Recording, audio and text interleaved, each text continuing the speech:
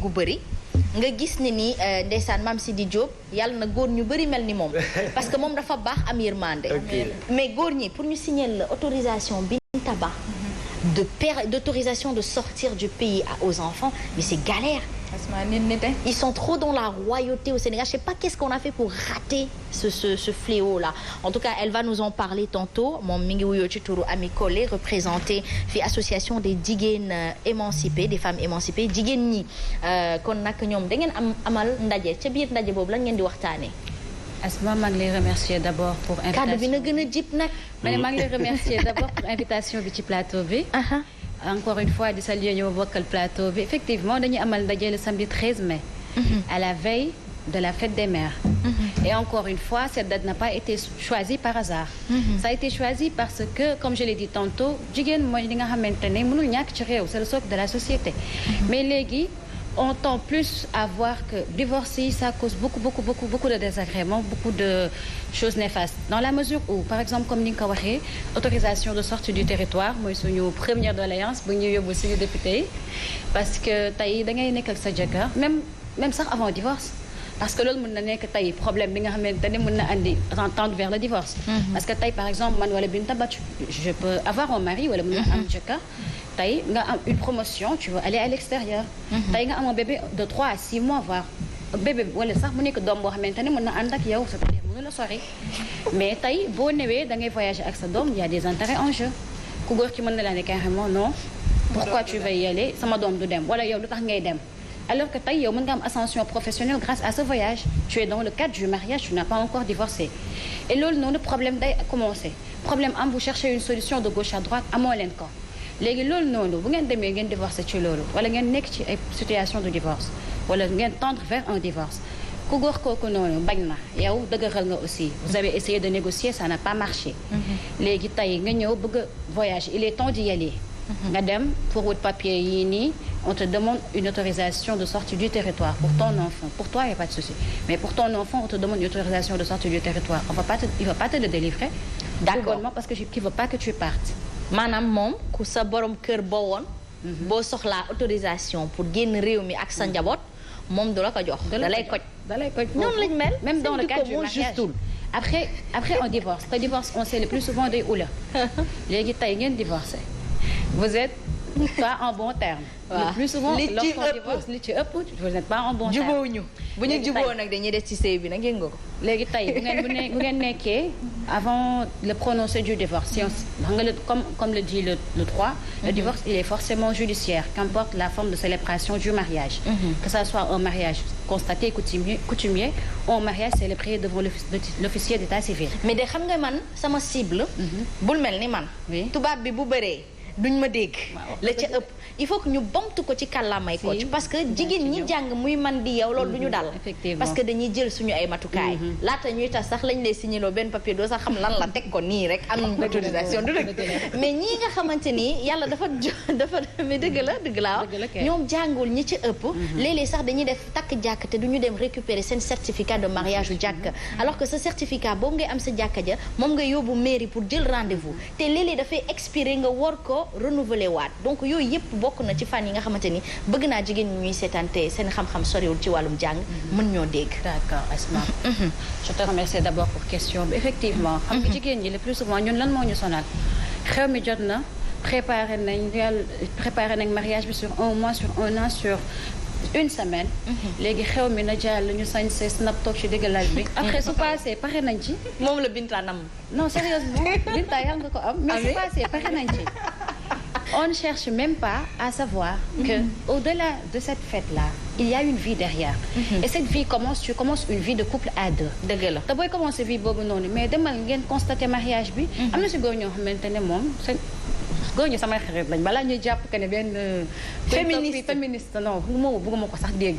mais bu ñu tooñee del taper sur la table. bu ko ragal dëgg la mais il faut des fois appeler à la négociation et quand ça marche pas. utiliser la force des arguments.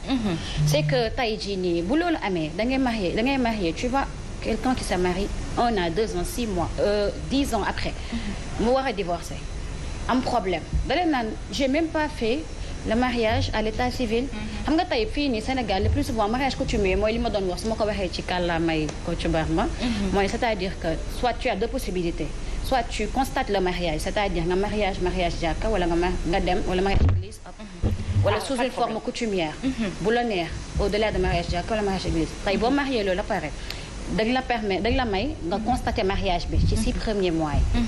tey boo ko constaté wul nga dem ci officier d'état civil nga yóbbu papier yi mu àndal nga dem ñu constater ak sa jëkkër ñu constater mariage bi bu ñu ko constater devant l'officier d'état civil le mariage il est valable juridiquement. Il produit des effets. Mais quand tu constates pas le mariage et c'est là-bas aussi qu'il y a un problème parce que le plus souvent on pense que quand tu célèbres pas ou tu célèbres le mariage aussi l'autre point le premier point c'est le fait de constater le mariage. L'autre point c'est d'aller directement à l'officier d'état civil pour qu'il célèbre le mariage mooy comme suñu mbokk chrétien des fois bu nekkee defaguñu mariage église dañuy préférer dem mairie ça c'est une célébration du mariage. Léegi quand tu fais ni l'un ni l'autre le mariage il est valable ce mariage bi valable na aux yeux de la loi. Très bien. Le problème mooy valable na mais il ne produit pas effet.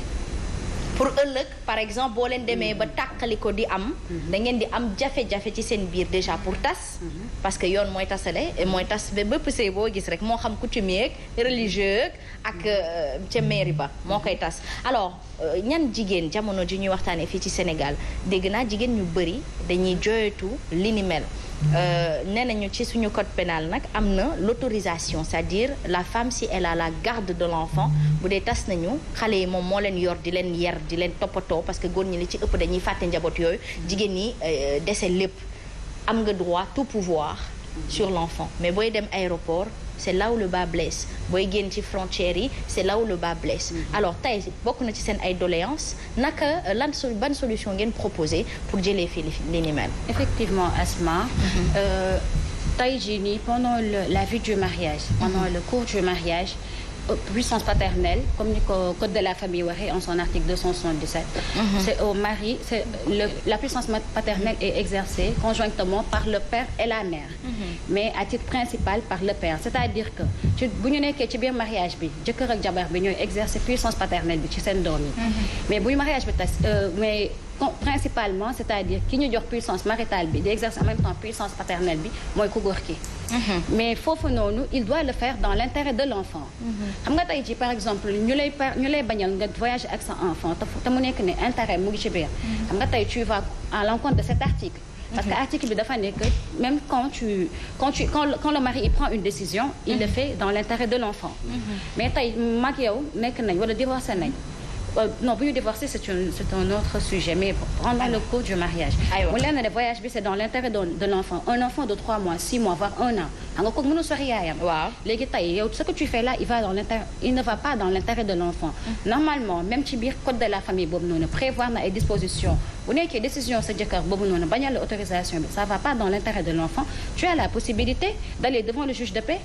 mais loolu yëpp dina gudd de. dina gudd mais c'est léegi suñu code de la famille loolu la prévoir bu nekkee c'est au cours du mariage mais à la fin du mariage bu nekkee divorce am na ba ñu prononcer ko devant l'autorité compétente c'est-à-dire le juge foofu noonu bu nekkee par Asma ñaanaluma la ko au cas où balaa ngay jàpp. je touche du bois fëggaale samay nopp. par exemple bu ma ko kenn xoolee.